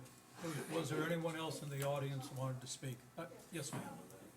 This gentleman just mentioned our parcel of land, 7422B. Okay. Sir? B or D? Yeah. We were B as in boy. Yeah, was that 74 B as in boy or D as in dog? 74-22B as in boy. That is, there's another parcel there, 74-23, that is, there's 2 parcels that's in orange.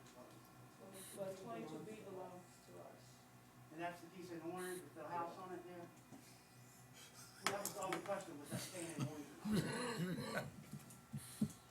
Okay, we do have a house there, yeah. Let me see, maybe we highlighted it wrong. I can show you the parcel. Okay, we'll let the two of you sort that out. Yeah, if you don't want to interrupt me. Okay. All right. No other speakers? No, sir, Mr. Chairman. Close the public hearing. All right. Some board discussion. I still haven't found the, I bet that's it right there. Go away, there, go away. Mr. Chairman, I'd like to just make one comment.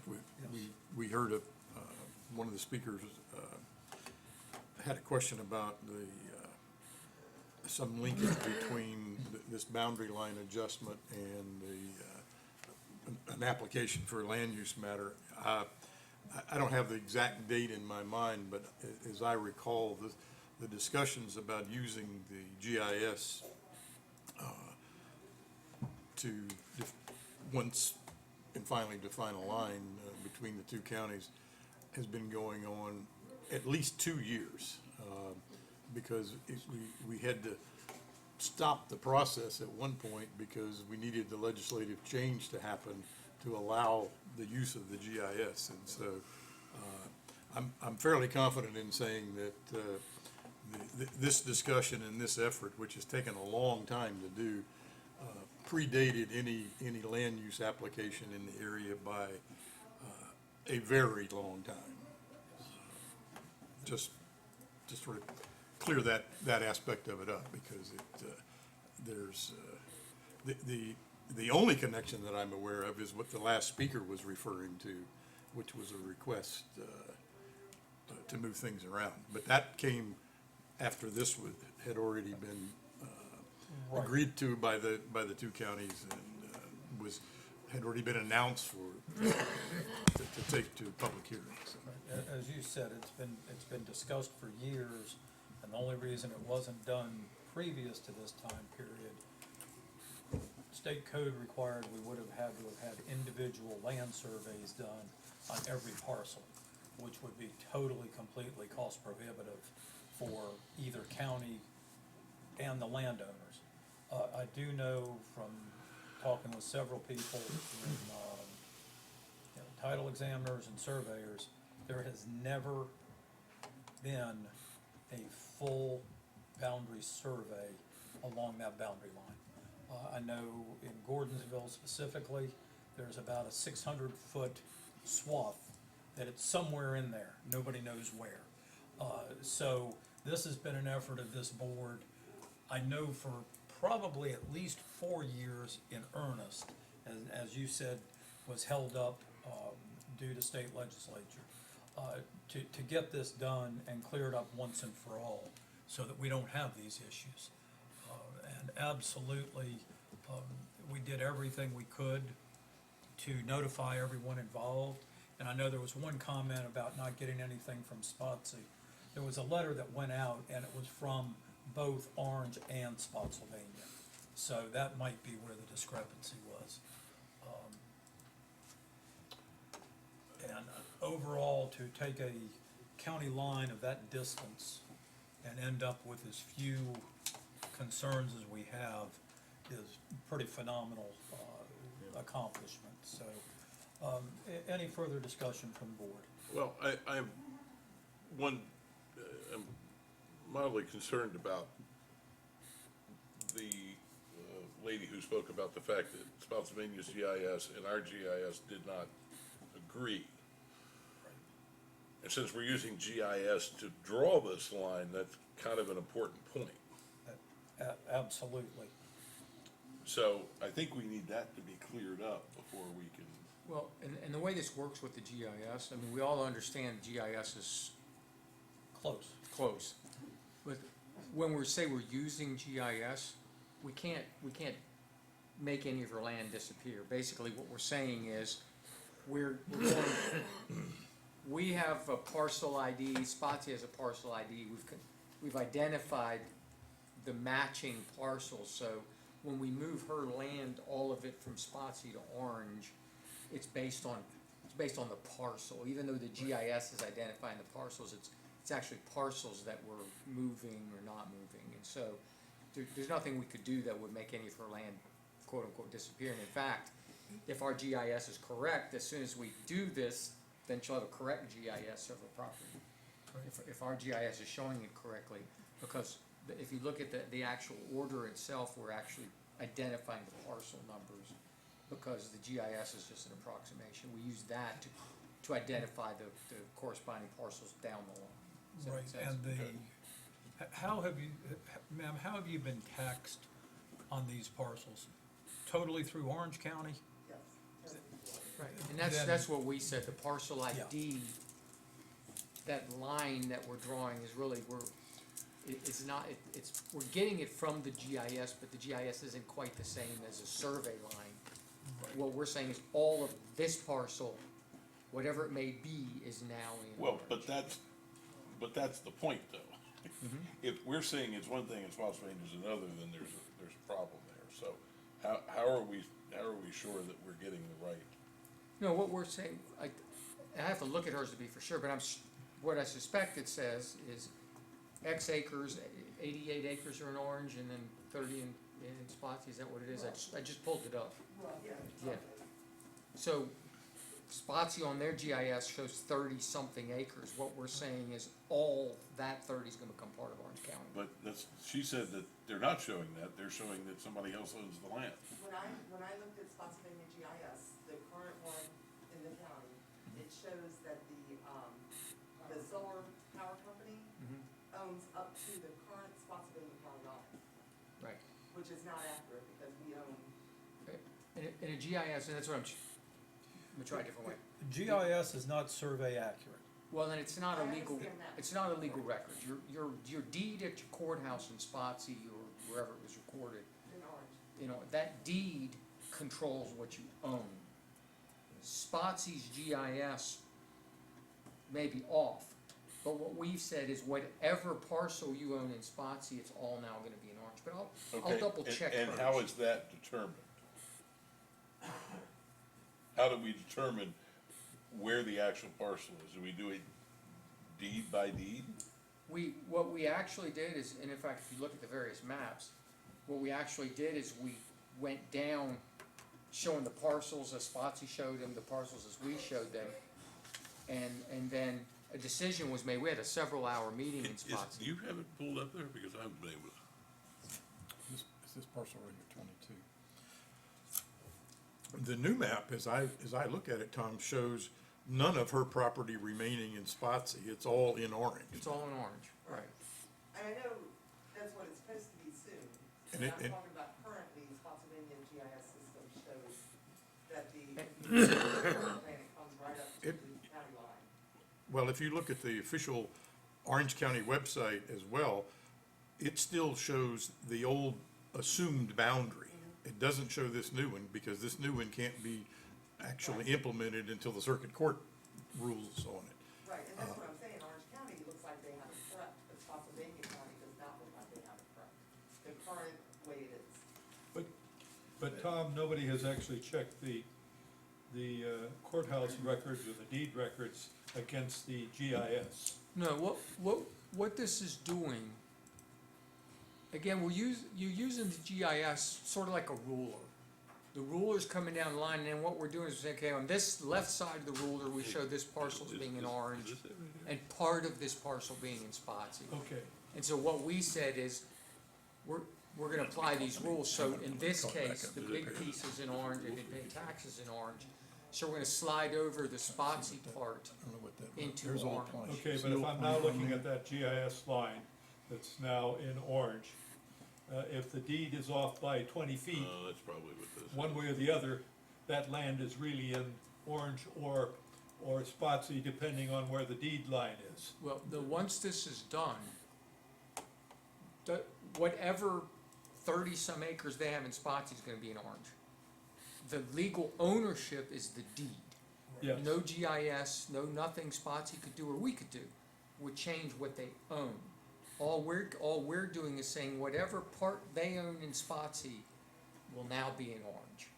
That's So what, we're not changing ownership, we're not we changing. can't do it, we we're don't, we're we- cha- we're none of changing that can do that. we're using GIS to describe the parcel, but not necessarily to define the border of the parcel. Right, because we all understand GIS isn't Okay, always got it. accurate. It's just a map approximation of it- where everything. Right, it's a tool, an Actually, yeah. approximation tool that allows us to say, okay, Orange is showing 80-some acres in Orange, 30-some acres in Spotsy. We've all agreed we're gonna make that 117 acres orange. I think the important point is this doesn't change your deed at all. Can't. Your deed is as recorded in the circuit court. Yes, I wouldn't think it would. I wish we had that much power. My concern would be, let's not do this and then find out that we whooped somewhere along the line and we need to come back. Well, and I do it will again. double check. That would really be my concern. If you can go to the county website, under county attorney, Right, shoot me an email, okay. and, I will verify that everything I just said was true, Okay. and I'll email you back. Okay. So if you just go to Orange County website, county attorney, there's a link you can push to send me an email. And just send me an email, I'm gonna double check that what I'm saying is correct, Right. and I'll get back to you. Because it almost sounds like we need to go out and find those set points. I don't think you need to do anything. So we know exactly where it's at. I don't think you need to do anything, but send me me an email, just so I have contact info, Okay. and I will get back to you next day or two. Mr. Voorhees. All right, thank you. Mr. Chairman, it's just a question for the attorney as to when we petition the court. Will we be able to ask for any flexibility to make corrections and adjustments should we find an error, as opposed to having to go back through this process? No, I mean, if we find an error, we have to go through the process, although the process, if it's just one parcel, it's the same. And that's what I'm sort of getting at, I guess, Yeah, is if how we have to hard. change a parcel later, that's easy. Yeah, but I can't imagine if we know that the boundary has been surveyed and it's in the deed, that's where the line is. Right. If the parcel, GIS is one side either of it, doesn't really make a lot of difference. Because that parcel is now all in Orange or all in Spotsy. We just did this with Greene County, it was only like 8 parcels, but the Greene County GIS and the Orange County GIS didn't agree. And in fact, there is dispute, probably even today, as to where the quote-unquote line is. But what the transaction was, wherever that line may be, these parcels are now in green, because everybody thought they were in green. And so, So for the purposes of enacting public business, the line is effective. It's decided, this parcel's in green, this parcel's in orange, kids go to school, pay taxes. But if you try to translate that GIS line onto the ground to stick a stake in it, you might be off 10 or 20 feet. But for the sake of public services and taxation, it doesn't matter. and my paralegal Linda was here earlier today, she found a parcel in another jurisdiction, 47-acre parcel, doesn't even exist, but it's on GIS. You can go to the GIS, you can see the parcel, and they've been paying taxes, it's not there. What the state legislation allowed was for us to do this by parcel, by agreement between the Commissioner of Revenue in Spotsylvania and the Commissioner of Revenue in Orange, how they had been taxing. Your taxation will not change. What this has allowed us to do is save the cost of doing all these surveys and use the GIS as a general line to get the exact parcels. Yeah, let me put it another way, and this probably will explain it. At the end of the day, if the court enters the order, the Orange County, Spotsylvania line will be the back end of 36-22. Wherever the back end of 3622 is, that portion will become the Spotsy orange line. Right, and like I said to begin with, I completely understand why this is happening. I just don't want the power plant to encroach on our property thinking that they're, you know. Right now. If, Tom, if we have a situation where somebody's got property on one line and we've taken a parcel, he owns a parcel over here and a parcel there, and that new boundary line is between his two own, he can't remove that parcel, that boundary line anymore, or that parcel No, boundary anymore. That's what we're eliminating, is to split parcels, that's the whole. Okay. we're eliminating, when we're done, there should be no parcels that are on both. Understand, I'm not talking about that, I'm the guy who owns parcels on here and parcels on both sides of the line, he can't remove the boundary line between his parcels anymore. Well, but that boundary line between his parcels is simply an imaginary line that Spotsy and Orange have created. His deed may say 46 acres. We show 23 in Orange and 23 in Spotsy, but the deed is controlling the 46. I understand, I'm talking You're about. talking about two different parcels. Two different parcels. One on each side of the county line.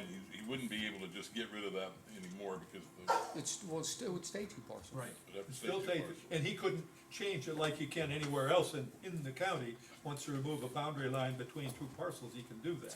Yeah, he could do that after. But he can't do that between two counties. Right, you can't do it between two counties, and where this has been a problem, one of the reasons we're doing this is it creates development problems. You know, you zoning in Spotsy is one thing, zoning in Orange is something different, and people can't do anything. Yeah, okay, got it. At this point, we have two options to do this evening.